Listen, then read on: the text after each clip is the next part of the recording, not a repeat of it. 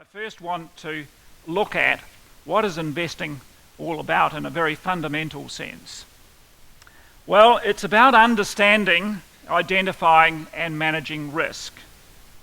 So what is risk? Well, there are two forms of risk.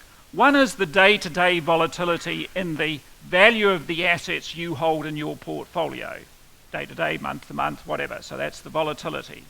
But there's also another form of risk, which is you're holding an asset that goes completely belly up. You lose all your money. Now, for some people, obviously they've had recent experience of putting their money into a finance company, thinking that they've got a nice long, steady yield going up there. Suddenly, there's no money left. That's the catastrophic risk.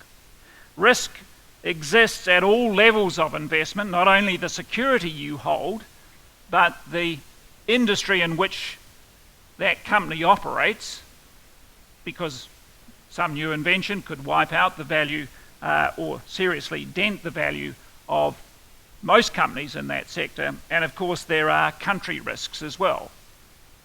Greek bonds, for instance. Wrong country, sorry. Bonds, good idea, bad country. Okay, so just think of risk going right across those three levels of the market. Understanding risk. Well, generally it takes a great deal of study and examination, generally at a tertiary institution, to get your head around all forms of risk and how it may impact on the value of your investments.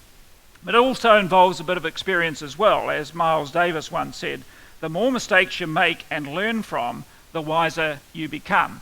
No more true than in the managing your investments.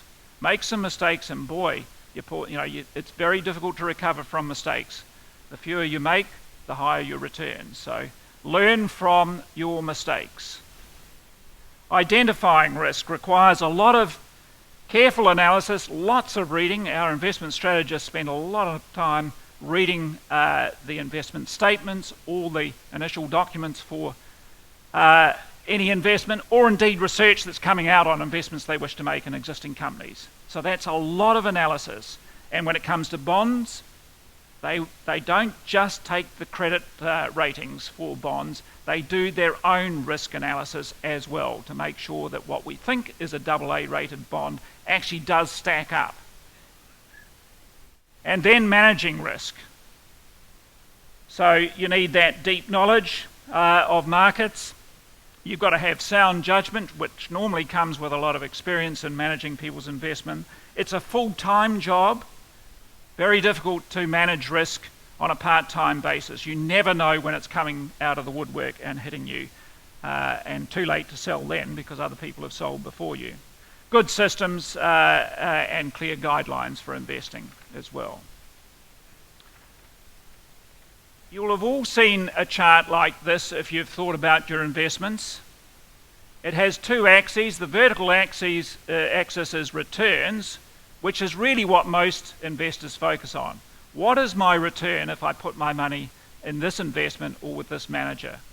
But I've just gone over why risk, the horizontal axis, is in fact the most important thing. You manage risk well, returns will look after themselves. So it's risk, and particularly as you get older and retire, you lose the ability to absorb risk if it's ever realized. Generally speaking, your biggest asset is your income. Once you stop being paid, you don't have that asset to back you up. So you must manage risk much more carefully as you age. And I know there's always a tension. You're always after a bit more income to go on that next holiday or whatever, but that's a trade-off with risk. You go for higher income, you can bet your bottom dollar there's more risk sitting somewhere in there.